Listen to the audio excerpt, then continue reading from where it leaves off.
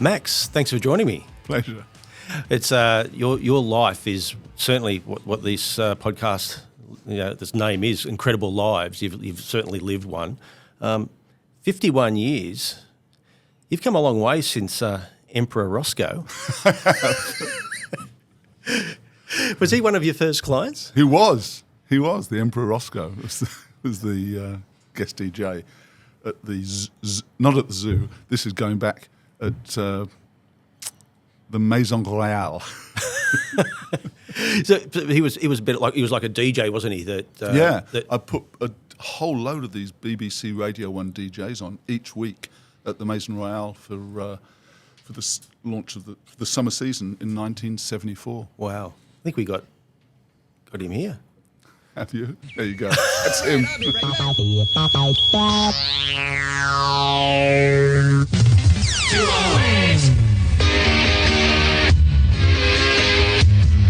This is something off the brand new Alice Cooper album. Alice wrote this for me. I wish I was born in Beverly Hills. All right. He would have mercy, Mr. Percy. Great Cassaboo working for you. Do you know he's actually, at the age of 83, he's actually still doing DJ parties in LA?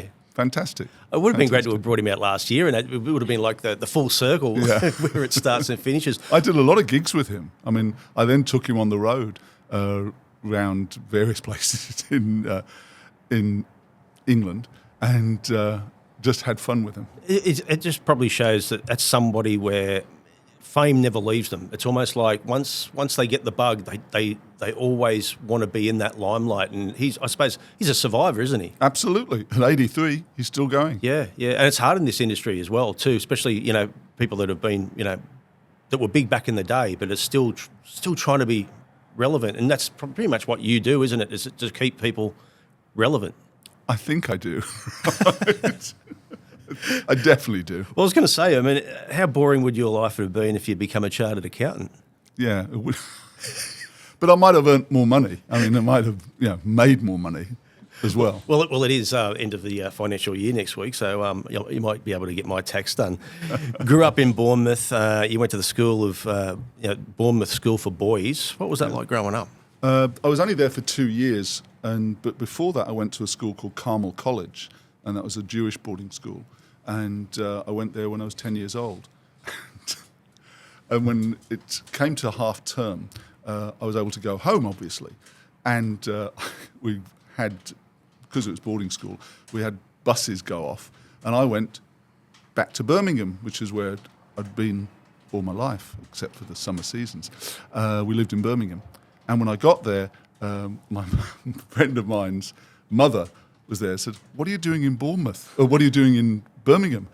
Your family's moved to Bournemouth." And I said, "I didn't know," because they bought a house and moved down there. So they put me on a train and went down there. But even at that school, was there any entrepreneurial instinct even back then? I used to, when I was a kid at school, I left when I was 16, but I went to,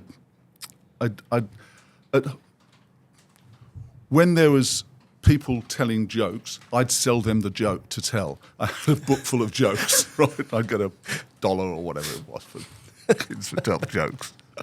Your dad, Leon Markson, he was a high diver. It's something that we don't really see that much. Well, it's sort of come into vogue a little bit of late, but he seemed like a real go-getter back in the day. He was. He started diving, I guess, he started diving probably in the early 30s, and then 47 we've got some footage of him. Yeah. But then he opened the Aqua Show, which was like an ice show but in water. It was called the Aqua Show, and we did that. My family did it from about 1950 till my dad died in 71, but my mum did it for another couple of years afterwards. Yeah, it's the Aqua Show. It's the Aqua Show. But it was, I suppose, a little bit before its time, wasn't it? In some of the vision that we've got that you gladly showed us, or you're gladly giving us, and you only saw this sort of vision only got this vision recently, didn't you? Correct. It was, 15 years ago. So Wow. How did you feel when you saw it for the it was first very time? special, very emotional. I mean, I knew he dived, but I mean, I didn't know how good a diver he was, right? And he was a great diver. And he really toured around, didn't he? I mean, even Everywhere. yeah, they opened a swimming pool in Monaco, wasn't it? In Monte No, Carlo. they swam in Monte Carlo. Yep. So my mum and dad and all the girls went down to Monte Carlo for a promotion, which was they built a swimming pool in the stadium, not in the where the hotel was, and he. That's what it looks like now. Yeah, and I learnt to swim there. By the way, I qualified to Wow. swim there when I was about 6 or 7 years old.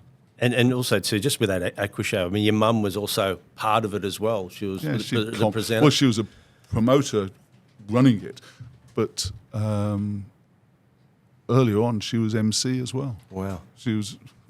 And there was also they were at the opening of the Monte Carlo casino. Is that right? Yeah, when they opened with the Prince Rainier and Princess Grace, who was superstar famous, they were there at the opening night. They did obviously the swimmers swam, and they stayed on for a few days, and I think they might have stood on Princess Grace's foot when they were dancing. Right? But they had fun, really special. But just getting back to those days of diving, if your dad Leon was still diving this day, you'd probably be promoting him in some cliff diving Red Bull event. He'd be 105 at the moment, right? Or well over that, right? But he passed away in 1971. But yeah, it's special diving. Yeah, you know? yeah. Well, actually, you put me onto it. The Acapulco cliff divers in Mexico. Correct. So you could incredible daredevils, and I think we got some vision of that as well. But is that something that you could even promote that as well? Like, are you the sort of person that could promote anything? I can promote anything. Give me the money and I'll make it happen, right? Well, that would be quite quite entertaining. But the water was out of the pool, Yeah. or out of the harbour when the divers would climb in. So they dive in and there's no water below, and then when they get there, the water's come in. Yeah, wow. And I suppose that, those early days too, it sort of got you the bug in regards to being in the limelight. Well, not the limelight, but behind the limelight. You were a spotlight operator. I was a spotlight operator then, when I was a kid, and then when I left Carmel College and I moved home to be with my mum because my dad had passed away, I got a job at the Maison Royale as the spotlight operator. Yeah. And I was on 50 pence a night. Right? So I'd cycle down on my bicycle and I'd do that. And then at the end of the first week, the guy who was doing the stage management, if you want, he had to do a gig, and he said, "You've got to be stage manager tonight." I got promoted to £3 a week, £3 a night, and doing the spotlight was given to someone else, and I was the person who would run the function. So you virtually were hiring people to go on? I wasn't hiring them myself. The Yeah. guy who owned Yeah. the place did. But I would organise everything that was going on. I would organise the lights and all that. And then they had... and I did that for maybe a year and a half.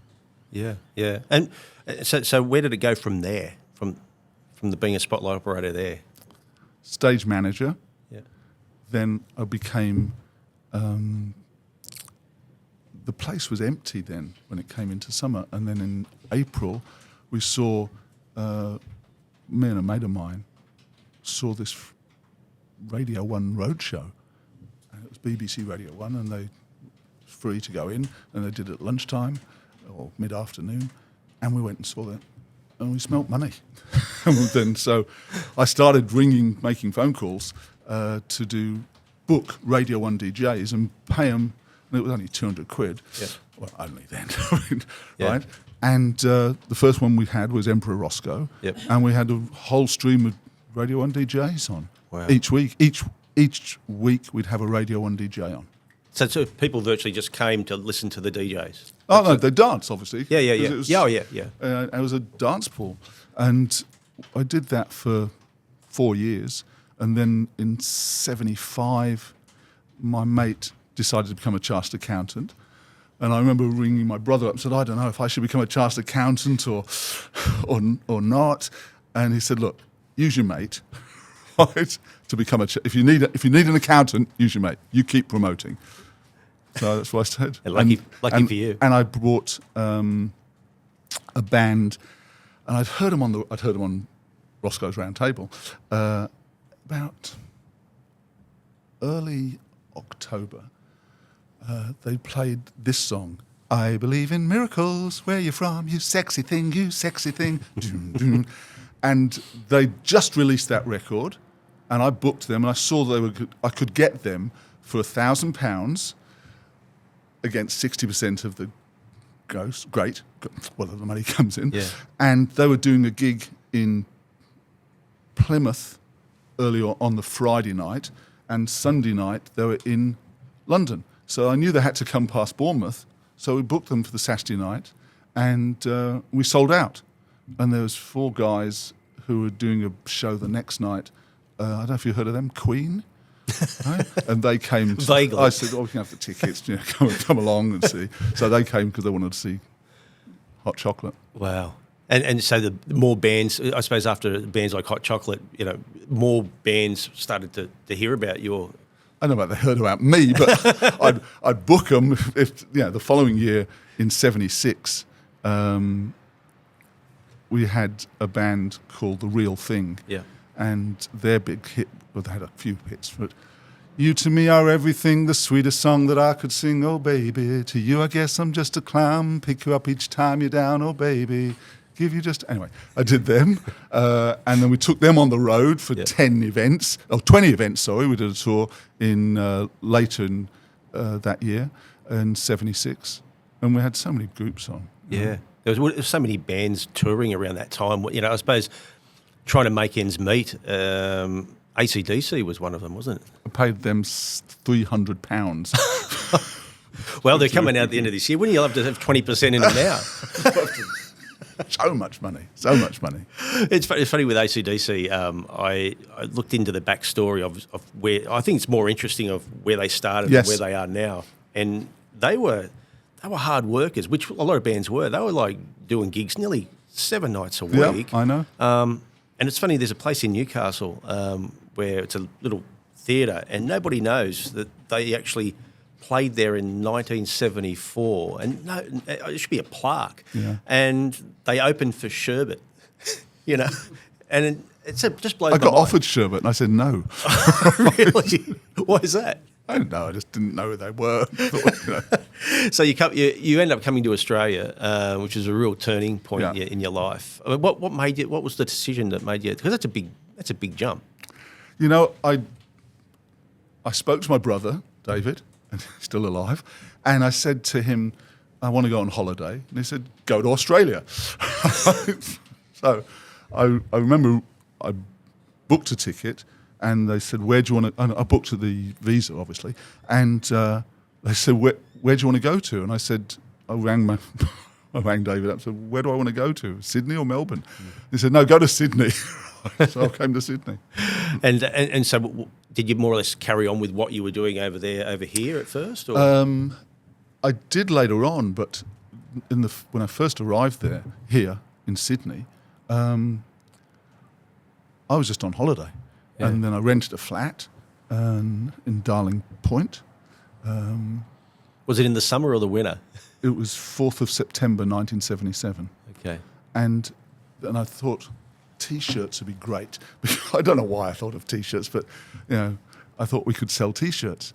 And then there was talk about the election coming, and I think the first story I had in the paper was in September 77, late in the Australian newspaper. And I was going to try and buy pictures of Gough Whitlam, right? 'Cause then I could use them for T-shirts. Yeah. And anyway, I finished up doing T-shirts for both the Labour Party and the Liberal Party during the election got called in that year in. So it would be Malcolm Fraser. Malcolm Fraser. Yeah. I had a picture taken with Malcolm Fraser. I was presenting him with his T-shirt, right? And we went on the road, and just me and a person who used to work for me in Bournemouth came over 2 months later. Wow. And I knew a guy called Rusty Nails because he'd come over a year before, and Rusty was on Triple J at the time. And I suddenly realised when we tried to go from Newcastle down to, I didn't know where the place was, but it turned out to be Canberra. So that was too far to drive in the one day, in the one evening. Yeah, back then. So that was the end of our T-shirts. But wow. We made money from them. And I did the launch. We launched it with out on Sydney Harbour, and we had like page 3 of the Daily Telegraph and stories and column 8 and that sort of jazz. Yeah. But I love how you had your foot in both camps doing T-shirts for both, and they obviously didn't care. Yeah. I suppose it's the same way even to this day. There's media organisations that don't like each other, but you get to be that middleman. Of course. It's hard to. Is it tough sometimes when would a media organisation come to you and say, "Oh, you've given too much to that other one. You've got to even the score," or do they know you well? I don't know about that, but I mean, I've now raised like $1 million a year for 4 years for the Labour Party. From we did a first function in 1999, and we just raised money for them. Yeah, I don't get the money; the Labour Party gets. I take it my commission. Yeah, but it's serious money. Yeah, absolutely. You know, we did one function when we brought Bill Clinton over in 2001.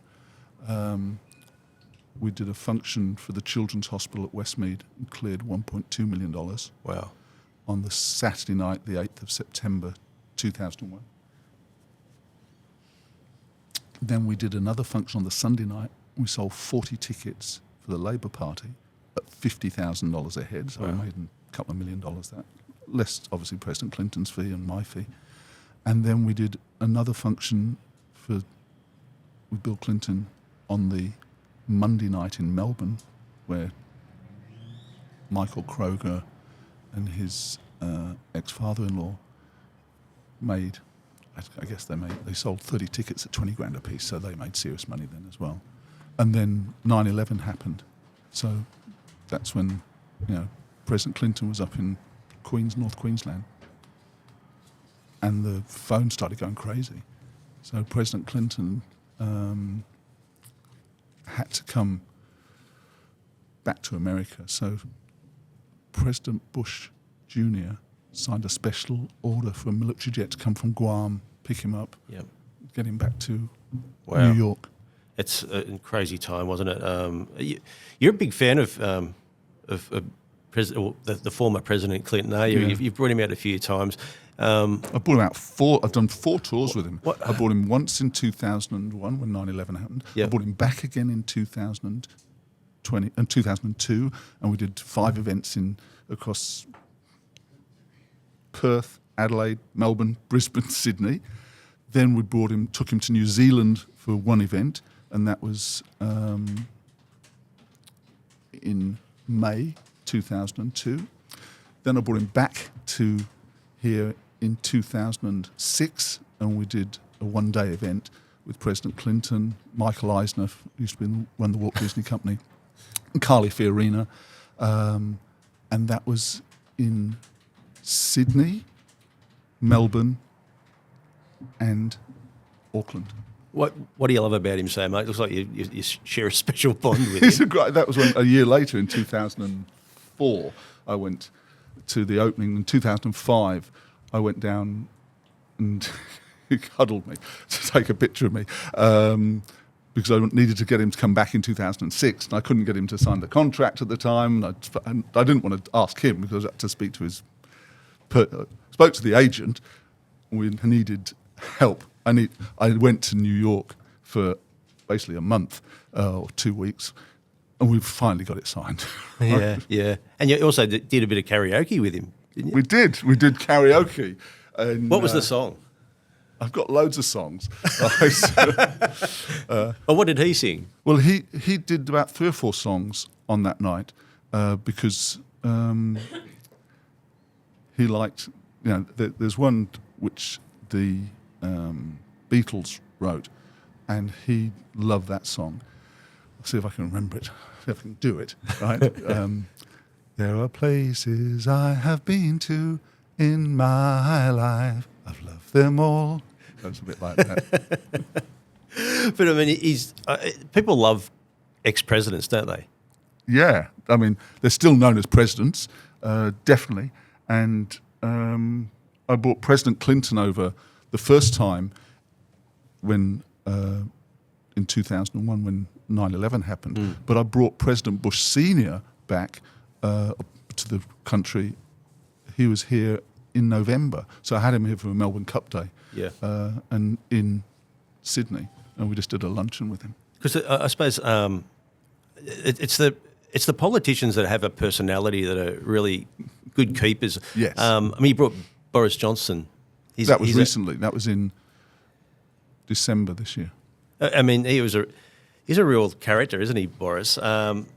He's a great character. It was a funny story here. It was actually on that recent trip. Out of nowhere, somebody said he's actually in a pub in Muswellbrook having a beer with the locals. Really? And apparently he knew someone that lived near there that had a horse stud, and just said to them, I think we've got a picture of that too. I just want to go to the pub and have a beer. Funny. And we got that there. If you have, you have. If you have, you haven't. Don't worry about it. It's but I suppose that he's just got that personality where you can actually see him. We just turn up anywhere, Absolutely. and and talk the talk with the locals. And But Tony Blair was just as good. I mean, I brought Tony Blair in 2011. Yep. And we did 7 events in 5 cities in 4 days in 2 countries. wow, So we did lunch and dinner, lunch and dinner, lunch and dinner. Yeah. And we did, first day on the Wednesday, we did a public lunch, and then we did a private dinner for 40 people, something like that, in Melbourne. Then we did, the next day we flew to New Zealand, and we did lunch with him in New Zealand. Then we did dinner in Brisbane. Then the next day we did lunch on the Friday in Sydney. Then we did dinner in Perth that night. And then we did another dinner in in Sydney on the Saturday night. wow. What is it about politicians? I mean, you also represented Bob Hawke for a while there at a real big moment in his life when he announced a new relationship. Was that did that just fall into your lap, that one? No, I was in America at the time, and I saw it in the paper because we had a copy of the paper there, whatever reason, and I saw that he and Hazel had split, but he's with.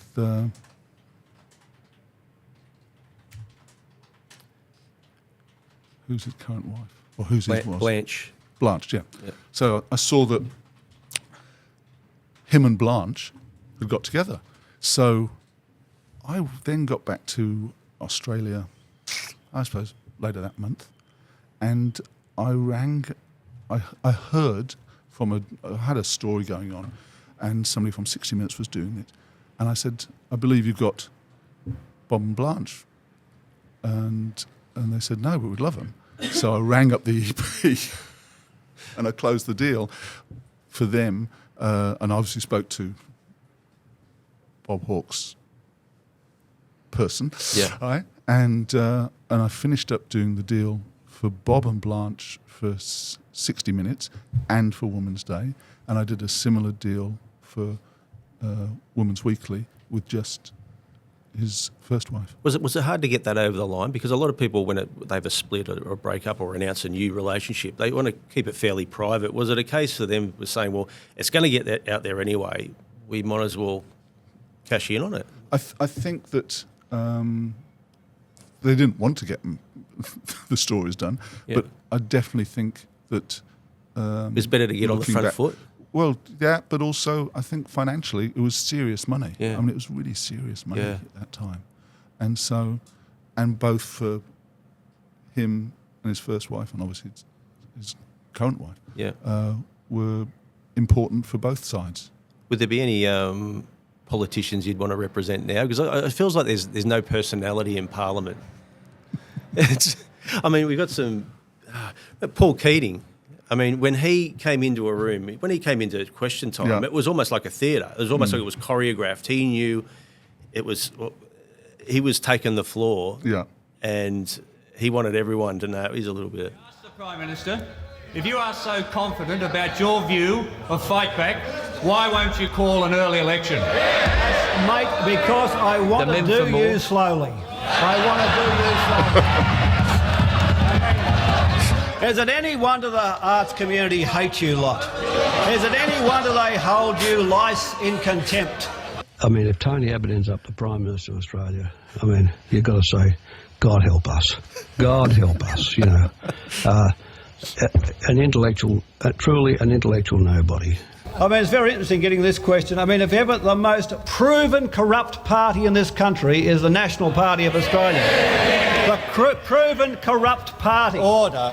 I mean, half of the former Queensland Cabinet is in jail. And as far as you're concerned, unless you're scripted, you're useless. Order. Unless you're scripted, you're useless. And as for the point of order taker, if he's out here trying to outshine the leader of the National Party, he's only got to be on his feet and dressed to do that. It's just how it be. He just the perfect person to represent, isn't he? It's almost like you don't even have to say anything to him. Yeah, but I can't get hold of him. Right. Anastasia Palaszczuk, we look after her. Yeah. She's the. But do you have to actually, like, for someone like that? I mean, would it be a case of just go out there and do your thing? Is there a lot of coaching for other people, or if they're no good personality-wise, you probably wouldn't take them on? Look, I think I definitely entertain it or have a conversation with them. I mean, I wouldn't say no. And for the Labour Party here in this country, I raised a lot of money for them. Yeah. I mean, I literally, Bob Hawke, Gough Whitlam would come to the functions all the time and be attending there and supporting, because they support the party. Yeah. And that's why they came. But we made a lot of money. Seriously, a lot of money. Who are the people you can make the most money out of? Kim Kardashian. She's fantastic. You'd make money out of her if somebody brought her to us. If you brought her to Australia, and you could do a national tour and do an evening with, and etc. I suppose no problem. Because she's just the ultimate professional, wasn't she? She was. She was fantastic. Michael Hill Jewellers were the company that I did it for, and they employed me to do publicity for them. And I said, let's get Kim Kardashian. They didn't really know who Kim Kardashian was, but within a few weeks, they knew who Kim Kardashian was. Yeah. And we got, because we added one function. I just had to do one launch function in New York, and they added another two on. So we took to Toronto and Chicago, and then she came back again in December that year. Wow. And I suppose being with someone like that, I mean, the fact that she was Paris Hilton's assistant for a few years, she would have been learning so much from, I suppose Paris was a real trailblazer in that at that time in regards to being an influencer, reality television. And I suppose that just shows she's a good learner in regards to how good she is now. I don't think there was Instagram at that stage. Yeah. But it came along in, I'm pretty certain, is in 2010. Yep. But it had Twitter, obviously, at that stage. Yeah. But, she would have... But she's gone far and beyond. I just think she's really professional. She comes early to the functions. She stays and does the function. Yeah. She's fantastic. I mean, it was a funny story in Chicago, wasn't it, in regards to... we had Kim on in Chicago, and I when my dad had his Aqua show, they did a song called Chicago. And so I learnt it. I always knew it from when I was a child. And so I'd never been to Chicago in my life. So I said to the audience, there was like, I don't know, we were having a cocktail party. There was like maybe 70 or 80 people there. And then Kim was coming. So I thought, I could sing this, right? And so I burst into this song. I introduced it. I said, look, Kim Kardashian's coming, but right now I thought, I've never been to Chicago, so I'd love to sing this song for you. And it went, Chicago, Chicago, that title town. Chicago, Chicago, I'll show you around. You'll love it, bet your bottom dollars, you'll lose your blues in Chicago. Chicago, the town that Billy Sunday could not shut down. On State Street, that great street, I'll show you the way. They do things they don't do on Broadway. Hey, I saw a man who danced with his wife in Chicago. Chicago's my hometown. Did you get a standing ovation? No, they're all standing, having drinks and all that stuff. Who's this guy? They listened, though. It's Chicago. Well, I'll tell you what, by the end of this podcast, I think we cut an album, the best of Max Markson. If you break into some Gene Pitney, the show's complete. I can do Gene Pitney as well. Go on. Dearest darling, I had to write to say that I won't be home anymore. Something happened to me. I was only 24 hours from Tulsa, only one day away from your arms. Anyway, goes on. The man who shot Liberty Valance, he shot Liberty Valance. He was the greatest of them all. Oh, how good's this, Dave?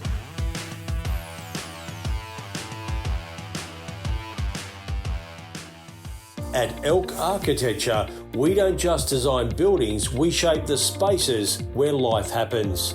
From concept to construction, our award-winning architects bring our vision to life with precision, passion, and purpose. Whether it's your dream home or your next big commercial project, trust Elk Architecture to build what matters most. Elk Architecture, designed for life, built for the future.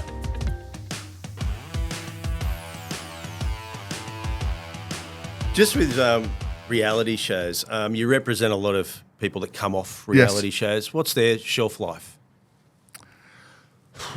Well, Sorel, I started looking after her in 2019, and she's still working now. So we've had TV shows for her. We also, Jessica Power, again, started looking after her in 2019. She was on a big TV show on Channel 7 in 2021. So they've got a life. They definitely have a life. They have their, obviously online, they're doing stuff, and they still earn money. Yeah. I mean, do they come to you, or how do you represent them? Jessica Power, I don't know if she came to me or I got recommended to her, but that's how I talked to her and I told her this is what we should do and what I can do for you. And then she left it for a month or so and then came back to me. Sorel, I met here in this office. We had a meeting I was looking after someone else doing a deal at the time. So I finished up saying, yeah, we can work with you. And she went off with Eden, and then I look after Eden as well now. So it's just people come and go. What do you think of reality shows? Look, they're like Married at First Sight is enormous for Channel 9, but enormous. It's not just 1 year. It just grows and grows and goes and goes. So you can't criticise. You might not like it. You might not want to watch it, but it gets viewing. And that's what it's all about. And even more so now because you can watch things online. So they don't have to watch it live. They get so many thousands of viewers. Yeah. I mean, tens of thousands, hundreds of thousands. I mean, even, turning into millions. Yeah, yeah. Is it one of those things where, because, I mean, you get a lot of big names out, but they're not coming out every week.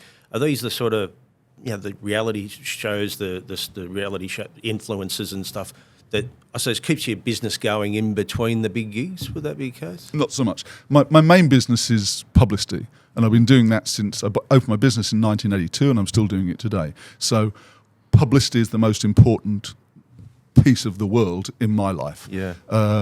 And 90% of our work is publicity. Maybe 10% is managing stars, and the other part is doing contacts for people and contracts for people as well. Yeah. So we look after some of the online celebrities and people like that. But really, publicity is the most important work that we do. Was when you went on Celebrity Apprentice in 2011? What did you do that for? Was that to promote your business? I got invited to do it, and I went on it. There was 11 famous people and me. It's like they were high profile, right? Yeah. Because you really made a bit of a stir, didn't you? I think you accused Didier Cohen of it's saying he was a self-confessed cocaine addict. Yeah, which correct. caused a stir, and it was almost like a power play that didn't work, did it? No, they kicked 2 people off the show that night. But I got brought back again about a fortnight later to do the last couple of shows as well. So, it was good. I really enjoyed doing the show, by the way. I mean, it was just fantastic for me. And I remember doing a press release that I got sacked from. You did your own press release. No, well, I was doing press release. I released the whole thing to the launch. The first day, we were cleaning cars, and I put it out on Facebook and whatever, and I got promoted from doing that story. But when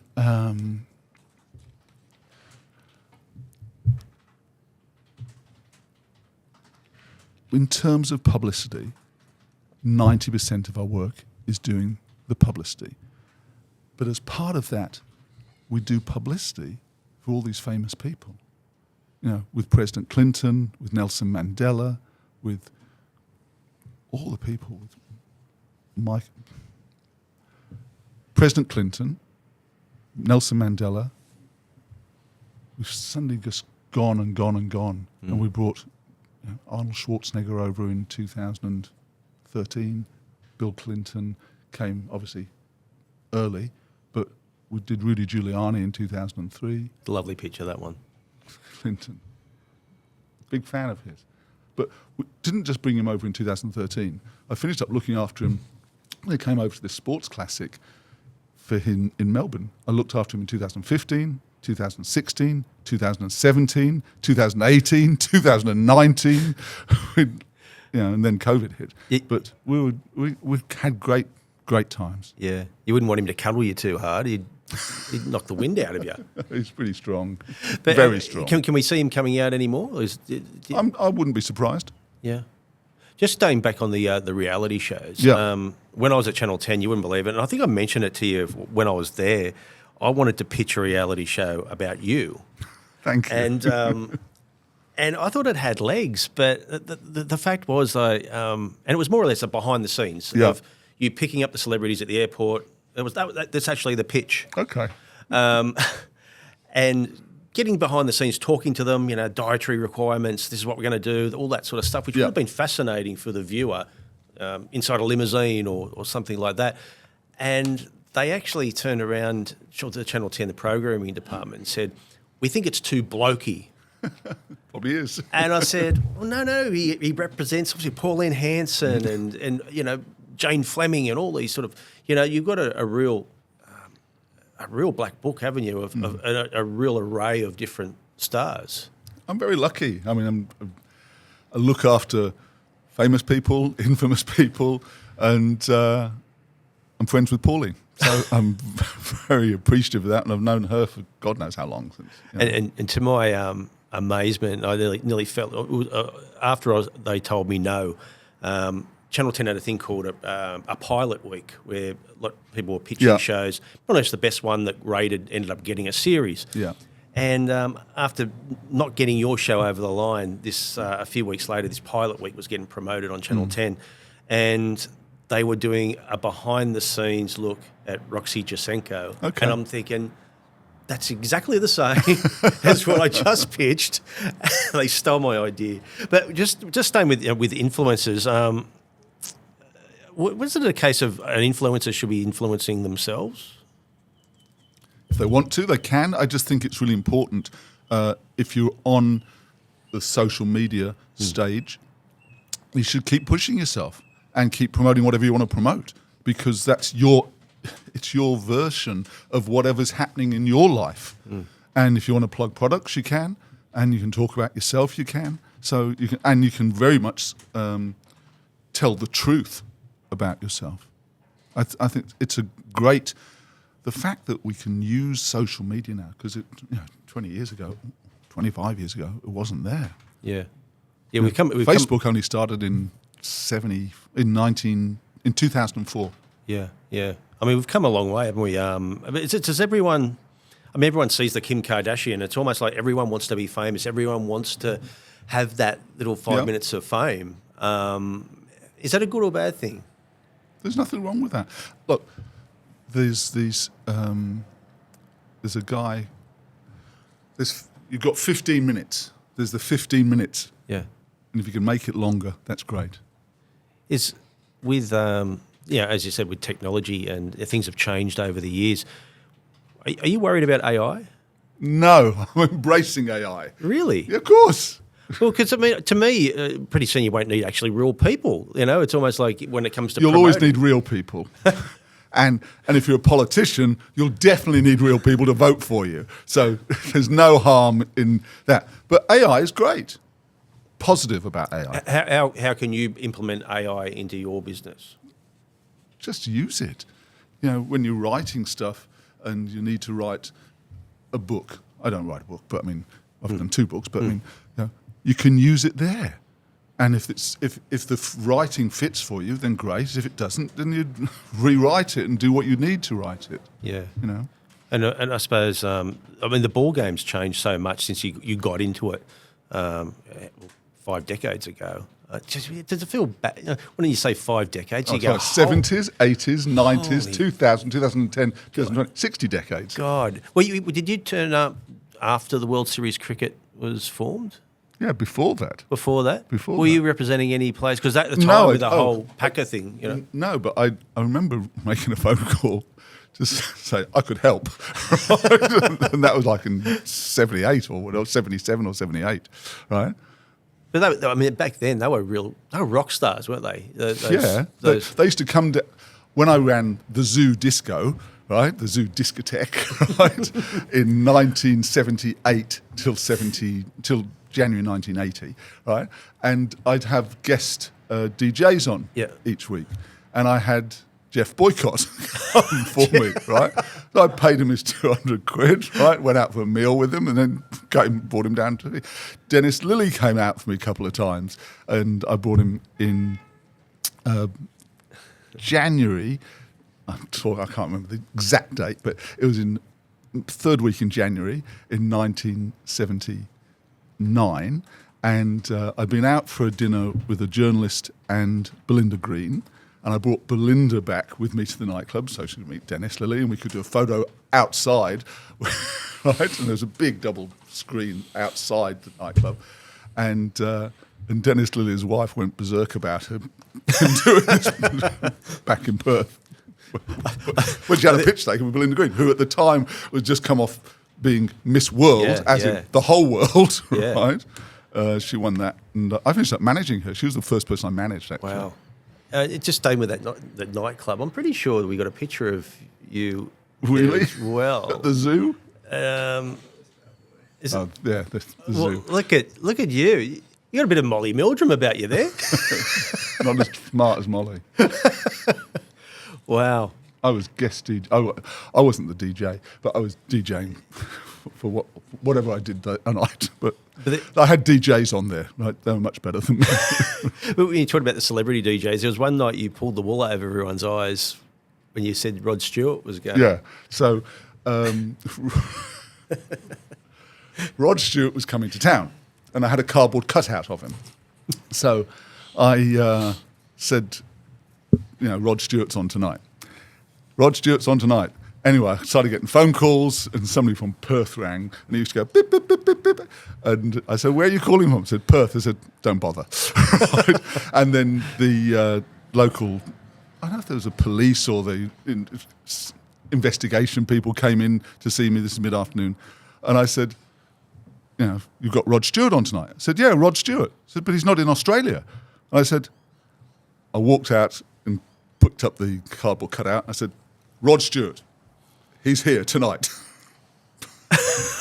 How did the crowd react to that? The crowd on the night was great. I thought they'd just storm the stage. No, because it was the zoo and we had fun. I used to dress up as bloody in the roller skates and get my outfit on and all that sort of stuff. Wow. So, Do you think something like that could still work? I'm sure it could still work because if it's fun, people want fun in life. You know? Well, it's Whatever like everything time. old is new again. Yeah, I got a front page story in I roller skated to Perth from Sydney on the back of there was this girl who I knew was running was working for a company and they were sending their first trip to Perth from Sydney and it was on a coach and I said I'd love a trip to Perth. I've never been there and it's 1979.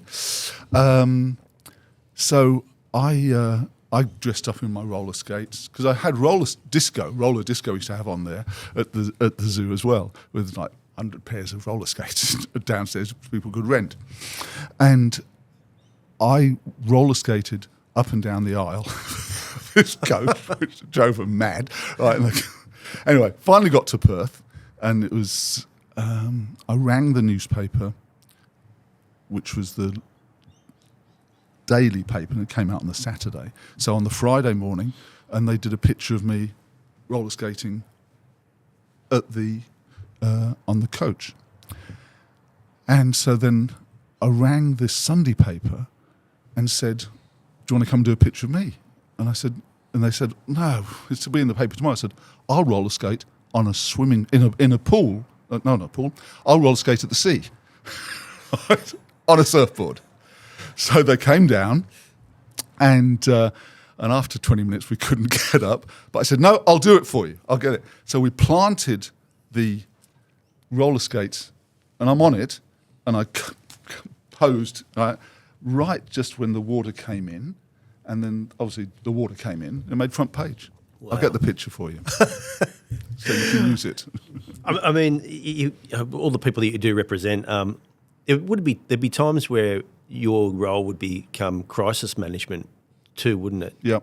Have you got always a plan B and a plan C? Or if someone rings up in the middle of the night and say, I'm in trouble, is it a case of getting them on the front foot and saying, we need to do this, this, this and this, or do you have to have a think about it?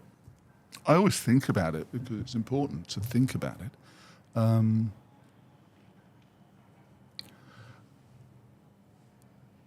There's a girl called Cassie Sainsbury. Do you know her? Cocaine Cassie. Oh, yes. Okay. Yes. So the lawyers rang me up because they'd just done a story on Channel 7 and Channel 9, like on 60 Minutes and whatever was on Channel 7 at that time. And this is in, I think, 2016, maybe. And the lawyer rings me up and they said, look, they've just done these two stories, but they've got no money from it. So I said, can you help? Can you do something? So I finished up looking after Cassie Sainsbury. And we did a proper 60-minute story because they couldn't get in the jail. And I did a story on 60 Minutes, did a second story when she was on 60 Minutes, we did a story on Channel 7's Spotlight. And then we had her on, when she got back to Australia, they did a story. And then we finished up doing Channel 7 SAS. Wow. I suppose too, you take on some clients that probably that need their careers resurrected, someone like Craig McLaughlin, Yep. Who's a real talent. And, he's fantastic, Craig is. Amazing talent. I mean, would you see him and go, for you, does it give you pleasure to see their stocks rise when they have a fall like that? just to bring them back up? Look, I bumped into him at Larry Emder's show at Channel 7 because I was picking up Cassie Sainsbury there because she was on SAS. And I said to Craig, I just gave him I told him some things that I thought he could use or be positive. I just told him to be positive. Yeah. And I wasn't managing him or anything like that at the time. Right?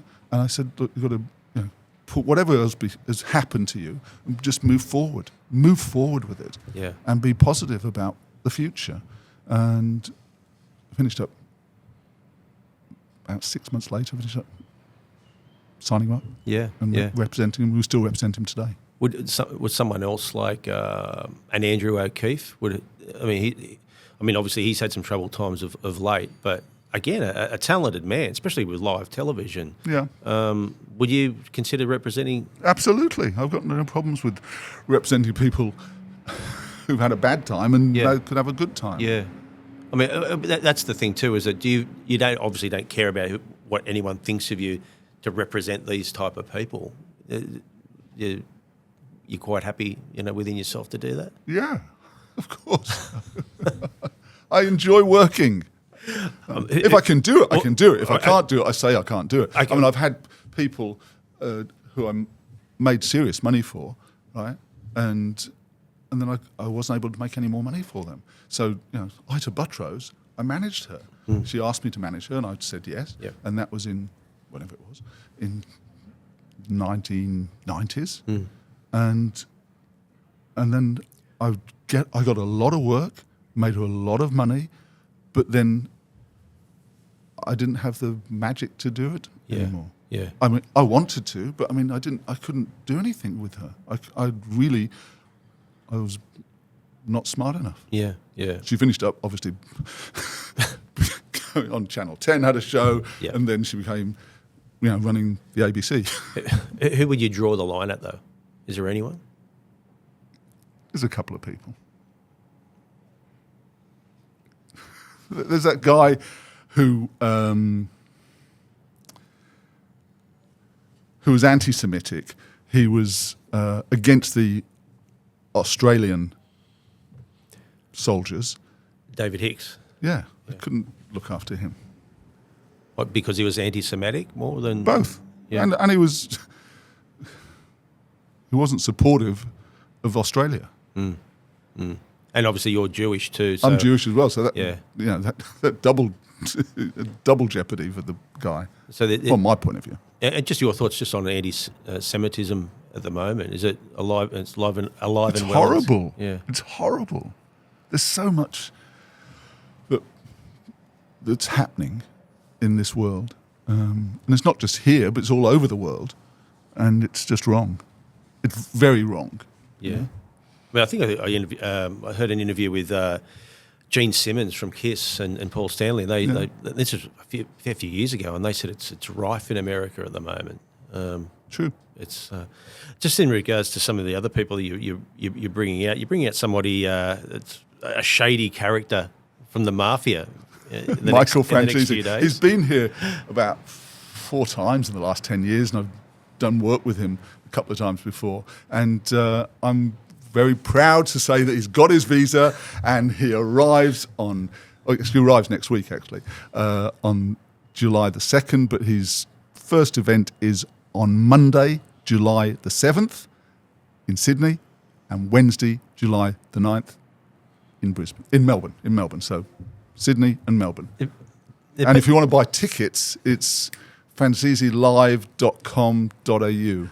What is it about shady people like that people want to hear about? Is it people have got a fascination, haven't they, about gangsters? Well, all the other mafia guys are dead, right? He found so he's God, the last man standing. He's last man standing, literally, right? And so, and he's great quality, great talent, very entertaining and interesting. I mean, seriously interesting. I suppose it was that fascination, even with the Underbelly series, Mick Gatto, all that sort of. You're friends with. I manage Mick Gatto, right? Well, I was going to say, did you feel safe or unsafe? No, I was before very you did that? safe. He's been a good friend. I've really enjoyed my relationship with Mick, Yeah. and we've done work with him. I did his book deal for him. The book got published in 2010, and I met him in 2008. Jeff Fennick introduced me to him because we were down in Melbourne, and he was doing a fight against Azuma Nelson. Right? Fights. I became a boxing promoter, and I became a licensed. I had a license to be a boxing organizer, whatever, in Melbourne. So we did this fight, and it was an enormous fight, and Azuma Nelson came over for it and fought, and that's how I met Mick Gatto. Wow. Just staying with fights, you also brought Mike Tyson over. Mike Tyson came for me. I had to get his visa organised, which was an exercise, and we were going to bring him over for New Zealand and Australia. But the day I got his visa approved, right, and he did an interview live on TV from, it was in Las Vegas at the time, Las Vegas, and the next morning, the Prime Minister of New Zealand cancelled his visa, so he wasn't allowed in. So we got him into Australia, though, Yeah. and we did great tour. We did Brisbane, Sydney, Melbourne, Adelaide, and Perth, and we flew back from Perth. And I'd had his kids here. He brought his kids, who were 4 and 2 at the time. We brought his mother-in-law over and his wife. Wow. And they were great. And at the end, on the last day, I was with the kids every day and him every day. And when we were at the airport in Perth to fly back to Sydney, I finished up. I like walking, like that. And the 2 kids are behind me, so they're all walking along with their hands up like that. And then there's the baddest man on the planet. Doing Also, the same thing. Yeah, walking along. Were you actually surprised how smart he is? Oh, very smart. Because a lot of Super. people don't think that. And No, he's intelligent, smart. Even when he arrived, we're sitting at the airport, and he's looking at the Australian newspaper, and there's some stuff on Aboriginal. Must have been footage from Indigenous people back in hundreds and hundreds and hundreds and hundreds of years ago. And he's saying, "Can you tell me a bit about this?" And I said, "I can't. I'm just not smart enough." Right? I mean, literally, you know. yeah. Well, just staying with the boxing sort Yeah. of thing, is that when you said you were a boxing promoter for that wee time? I mean, is it too hard boxing promoting? No, I love doing. I don't want to be a boxing promoter. I love doing boxing publicity. Yeah. You know, and There's a lot of theatre involved, isn't there? yeah, and the thing Right is, down your alley. You can run it for, you know, you don't just do the actual event. You obviously do the launch event. Yeah. You do it, you know, when you announce the fight. Then when you know, with Azuma Nelson, we brought him into the country and toured him round, and then we did the actual fight, and we did that. You know, you'd start 5 days before. You do the weigh-in. No. Yep. So the actual fight is one day. Then you do the weigh-in the day before, hopefully. Then you do training, photos, image training the Yep. night before, and then you do another one. There's a whole build-in to the fight. Yeah, It's yeah. not just the boxing match, and you start promoting it like 2-3 months in advance. Yeah, and the same with MMA, cage fighting. I mean, that's Yeah, it's all- massive as yeah. well. There's a little bit of a story. When I was at Channel 10, I think Conor McGregor had a world title fight. Yep. And our news director at the time wasn't a fan of violence, Yeah. and which is fine, you know. But at the end of the day, you know, MMA was starting to become a real, you know, a bona fide sport. You know, it wasn't just a gimmick. And he came to us and said, you're allowed to show the press conferences and the weigh-ins and all that, but on the day of the fight, you are not going to show one skerrick of it on the news. And we're like, oh, Like it seems stupid that we're promoting this thing and then on the day of it, we're not going to show it. So this happened to be the day. Remember, he lost the fight, and all of a sudden there was pandemonium in the ring. It was people jumping and chairs getting thrown into the ring, and it was just it was the biggest news in the world on a Sunday afternoon. And we're like, we're going to have to make the call to him. So we called him up, and we said, look, this should be leading our news because it's leading everywhere else. Still nothing. We weren't allowed to show it. I suppose it's a case of, well, if you don't like horse racing, you know, do we show that? Do we show the Melbourne Cup? So I suppose it's each to their own. I've done fights with. I've done publicity for GFC. Do you know who he is? No. GFC? 2016. GFC. He was the greatest fighter of all time, the best of all time. Yep. Right? And we did another one who came out, who was the rude name. But we've done lots of GFC stuff. And fights with other people who are in that sport. Yeah. Just to start with charities, you've done over 200 events? Over 200 events. Wow. Given over $40 million to charity. Jeez.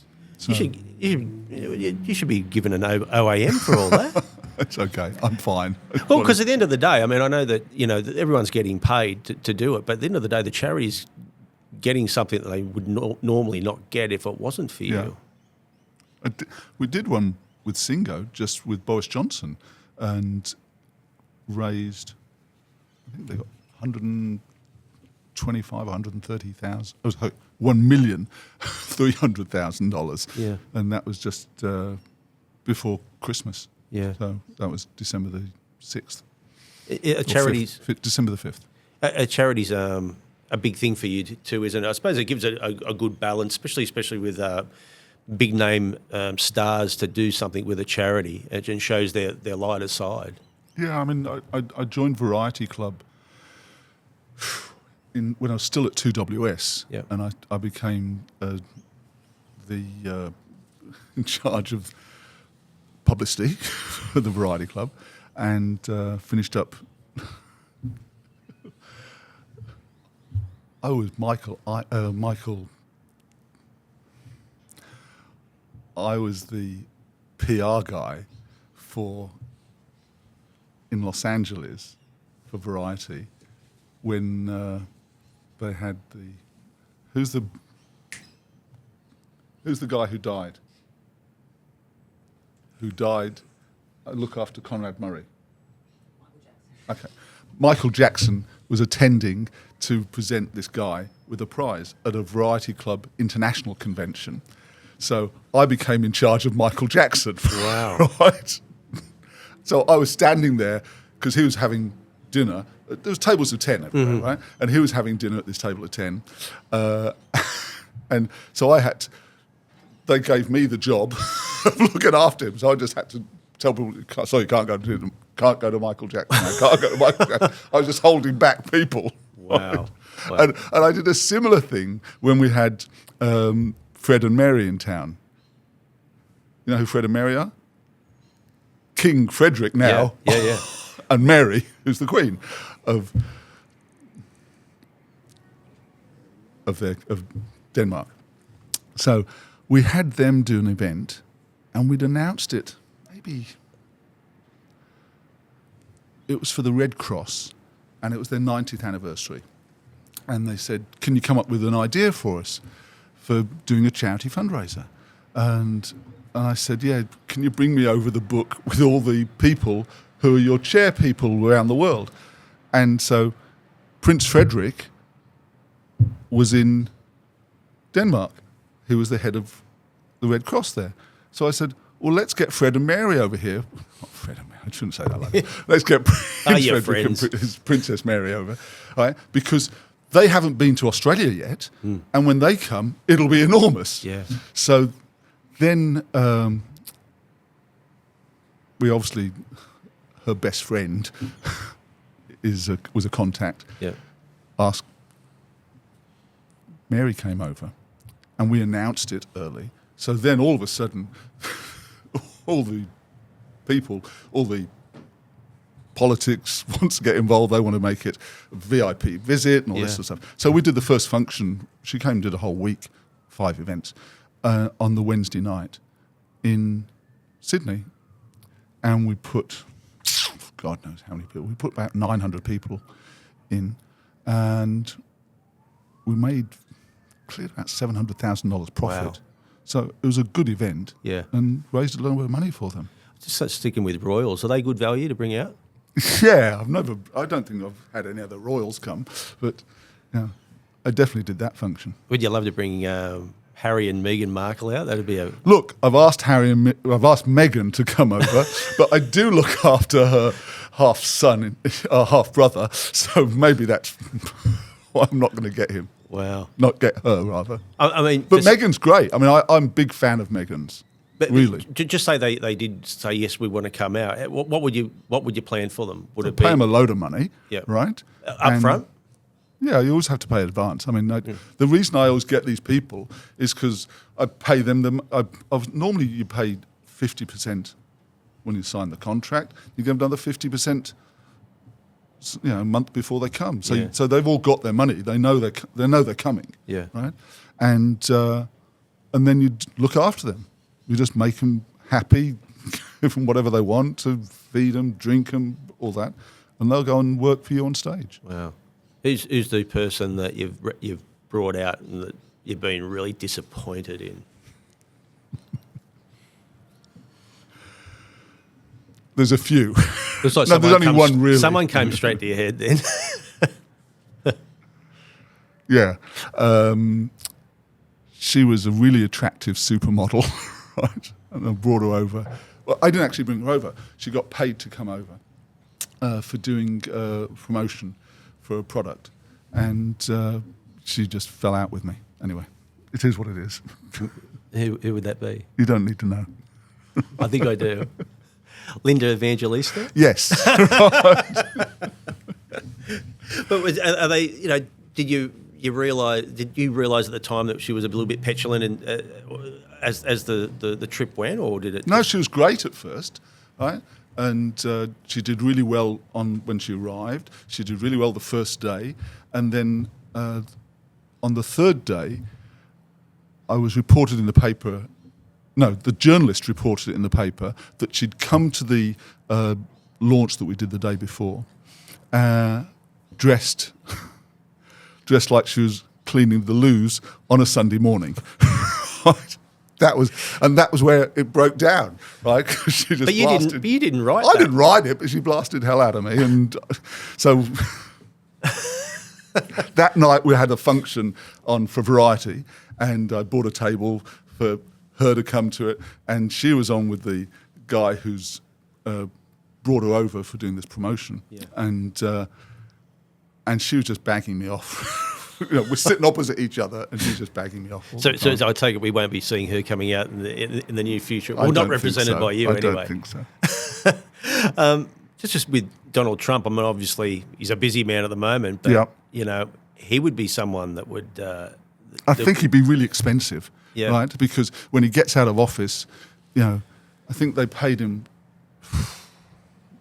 Maybe it was there was a guy who was going to bring him here going back to about 2009, and he'd said he's going to bring him here because he told me, and he asked me to do some publicity. And the guy had paid him 1.2 million, and it was like 3 months before he came, and he couldn't afford the other 800,000.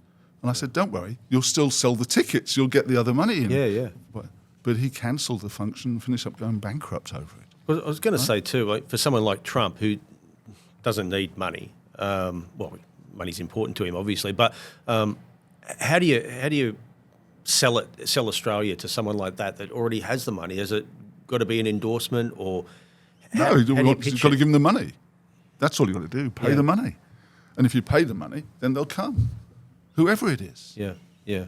I talk about your daughter, Shari. She's a very proud father. I'm very proud. I was with her yesterday morning, and my almost 3 grandson. Wow. And there's another grandson as well who is going to be, he's 6.5, he'll be 7 later this year. Wow. So she is there. I think Sherry's great. She's been fantastic, really.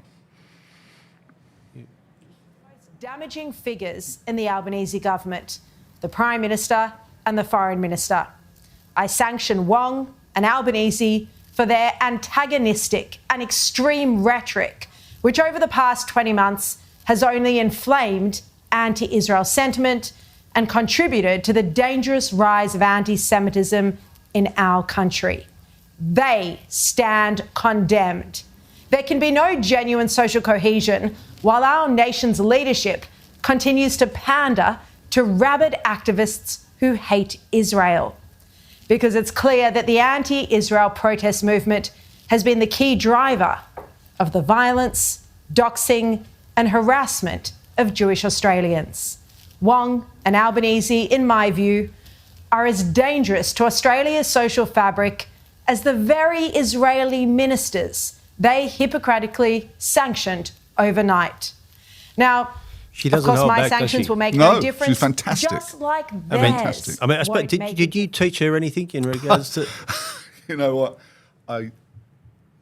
She's much smarter than I am. Yeah. And first time I realised she was clever, if that makes sense, was when she was about 16. So she was born in 1984, so about 2000. Yeah. And I had I was getting a radio.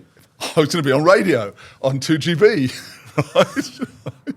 and I remember sitting with her, and she was telling me what to do or what I should do and all that sort of stuff. Yeah. And I finished up having a show on 2GB for, I don't know, 5 months or whatever. Yeah. But she was so smart.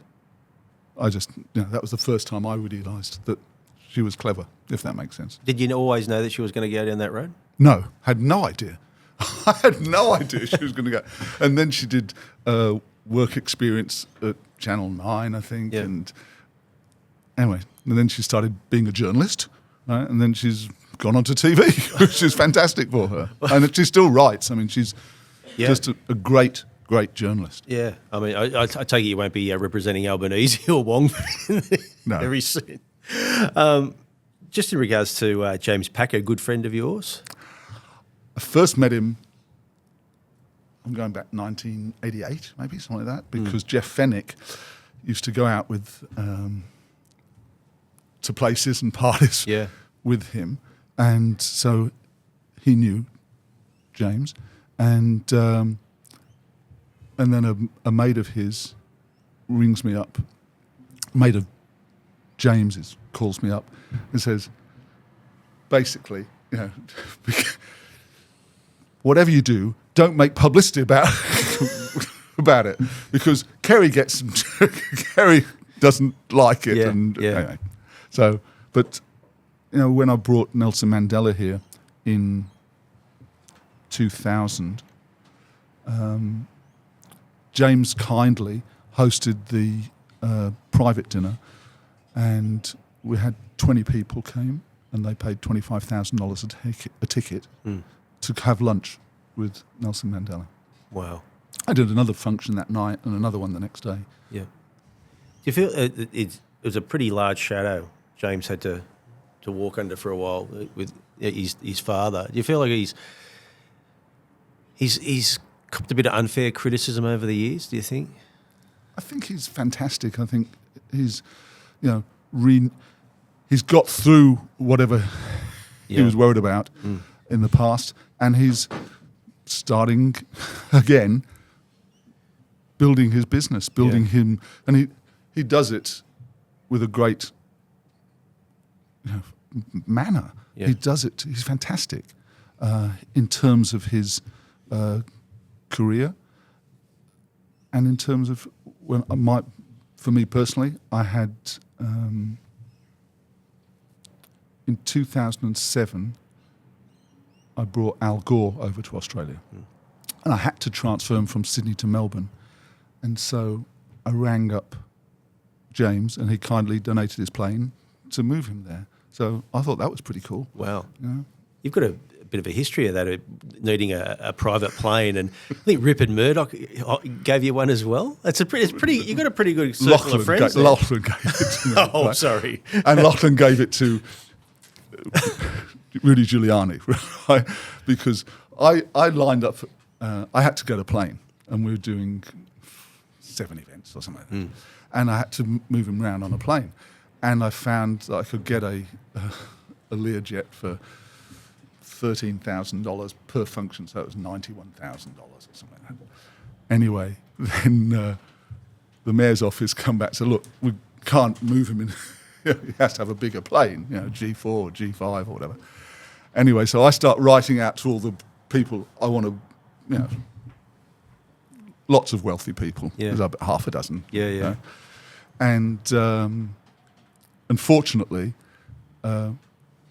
Rupert Murdoch's son, Lachlan, rang the mayor's office and then came back and said they asked, what is he coming to Australia for? And they said, charity events. And so then the mayor's secretary rang and said, look, it's okay, you can get the plane from News Limited. So wow. Lachlan gave it to me. Wow. And we did, I met him on the Wednesday in Sydney, Thursday night, and we did the auctions, the charity stuff, but they wouldn't let, but it was a beer company which sells beer company. Lion Nathan, right. So Lion Nathan had actually hosted Nelson Mandela for me in 2000 and paid the money for him, but like donated $500,000 or something crazy, right? Which we gave, all the money was going to charity, right? And then when Rudy Giuliani came, they gave the plane. So I organised going from Brisbane. We started in Sydney. First event was in Sydney. And Lion Nathan banned me personally from attending because I was too... They didn't want me there, right? They're happy to have my staff there and sell the stuff and raise money. They're happy to pay me afterwards for doing this. But they didn't want you there? They didn't want me there. Wow. Right? So he arrived in the morning, and not that they were grateful for it, but I came to the airport to meet him because I'd met him twice before in 2002 and 2003, and then he came in that year in August 2003. So I went to Brisbane the next day because we were doing the function in Brisbane, and I caught the plane with him, and then we came back that night, that afternoon. He was supposed to do Melbourne that night for Lion Nathan, but they'd cancelled it because they couldn't sell the tickets. Yeah. So I said, what are you doing with him? And I didn't say to them, I said, what are you doing tonight? And he said, just sitting having dinner, right? Wow. The next day we met and we went to Canberra, did the function there. Because originally Rudy Giuliani, he didn't want his private plane, did he? No, he wanted a big private plane. Didn't want a small one, wanted a big one. Wow. And I fortunately had written to Rupert Murdoch, and that's when Lachlan stepped in and gave us the plane, right? So I travelled then to Canberra, then we did Adelaide, we organised Adelaide, then we went to Perth, but after Canberra, he had to do Auckland in New Zealand for Lion Nathan. So I travelled on the plane with him, and he did the show, but I was banned for going to the show in Auckland that night. Have they still got this stigma about you now, even to this day? I don't know. I don't think, not now, not to this day, because they came to functions. Yeah. Right? And then I took him to Adelaide and to Perth, and then flew him back to Sydney, and then he caught another plane to go back overseas. Wow. One person I'd love to see you bring out would be someone like Al Pacino. I tried to bring Al Pacino, I couldn't get him. I literally tried. I spoke to the agent, and they organised it, and we talked with them, and we offered him $1 million, but he wanted 1.1 or 1.2 million, and we couldn't get him. And then I got offered him again in I don't know, I think it was 2011 or something like that. And again, I wanted to do Sydney and Melbourne, but he came for doing Sydney. But I said I wanted him in Sydney as well as Melbourne. I could have literally had him in Melbourne. I went and met him in 2010. Yeah. Because when I had Kim Kardashian coming to Australia, I had Kim Kardashian in New York, and on the weekend before, I went up and met with him there, Al Pacino, and we attended a function there and met with him afterwards. I can tell that he's one of your favourites, like one of your favourite actors. He's a great actor, Academy Award winning, Oscar. Just before we wind it up, I mean, Big Brother's going to make it rear its, I was going to say ugly head, but not for you though, because again, it gives you an opportunity to bring some people on that show, and you've had a bit of form with Big Brother in the past, getting some good names on there too, haven't you? When they did Big Brother VIP, or whatever it was called, I had 5 people out of the 12 people on the show. And there was a guy from America, and he was Meghan Markle's half-brother. So I had Thomas Markle Jr. on the show. Yep. I had a woman called Omarosa. She was on the show. Big money, right? She only lasted a day on the show, and had all this money. I think, why wouldn't you just put her back on the show, right? Why would you lose? I mean, it's serious money. And then we had 3 people from Australian talent on there as well. Yeah. So we had Imogen Anthony, Imogen's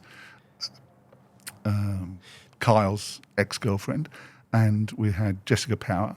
Didn't you somehow get Carson Kresley on? No, couldn't get cast on that. I've put him on Big Brother. Oh, Big Brother, twice. So we had Matt Cooper on the show as well. Yeah. Wow. And that was on Celebrity Big Brother. Wow. You also Pamela Anderson, you somehow rustled her up. That wasn't Celebrity Big Brother. It was, It was just Big Brother, wasn't it? Big Brother. Yeah. Oh, so I had Pamela Anderson on Big Brother. This is going back to 2008. And Carson Kresley had done two episodes. Carson Kresley was in Australia at the time, and we were looking after him for Maya. And then Big Brother rang up and said, can you come on the show? Because we had Corey Worthington. So we had I'd done a deal for Corey Worthington to do the show. Yep. Okay. And he'd earned serious money leading up to it, but he got 50 grand for doing the show for 10 days. Wow. And Big Brother wanted me to come on the show to have a chat where they do their post-show chat. And I said, I can't do it because I've got Carson Kresley in Australia and we're in Melbourne that day. I said, oh, can we get him on the show? So we were going to Brisbane the next day. So I said, sure, right, but we'll have to pay him $25,000, right? They said, fine. So then we had Carson do the show later that evening, and he did, I suppose, an hour or 2 hours, chatting to the cast and the people who were on the show, and they cut it whenever they used it. So then it really rated for them. So they said, can we get Carson Kresley back? And I said, well, need more money, and he's got to, he's going to Brisbane, Sydney, Perth, Adelaide, whatever. So, but we can bring him back and do it on the show in a week's time. But it's more money. So I charged him $75,000, right, for doing this show again. So we got 100 He's grand going, out of Australia's great. Yeah, exactly. And I brought him for Maya in 2004, 2005, 2006, 2008, 2010, a number of times. Yeah, so yeah. I saw him, I think I last saw him 2 years ago. So I like Carson. Just sticking with Pamela Anderson, she's obviously got back into showbiz again in a big way, but she's doing it a different way without makeup. Yeah, Is that, I've watched that. Love it. Love her. do you feel that that's a point of difference that's actually it's given her publicity by not doing? Of course. And nowadays the public is really, especially the female public, but it works for men as well, with the raw, real people. Yeah. And they're not made up. So it's good. Yeah. It's really good. Yeah. Just finally, you've brought MC Hammer out. Can't stop this. Can't stop this. Do you know, the only reason I said that was for you to do that. That would complete the whole album. MC Hammer, love him. And you know what? I taught him as well, because we're going in the taxi. We'd done Sydney, I think we did Melbourne, Sydney and Auckland. And in the taxi going back to the airport, I said, I talked to him about